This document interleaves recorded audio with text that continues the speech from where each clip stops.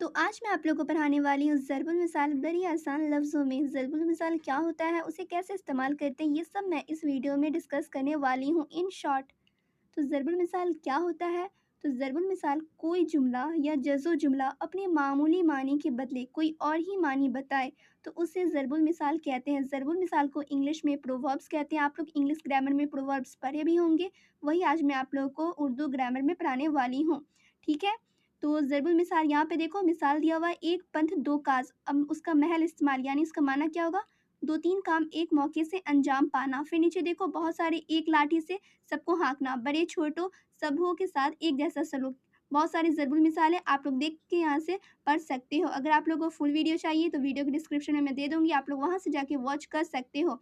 अगर वीडियो अच्छी लगी हो तो अपने दोस्तों के साथ ज़रूर शेयर करो एंड चैनल को सब्सक्राइब किए बगैर मत ही जाना। फिर मिलती हूँ दूसरे वीडियो में।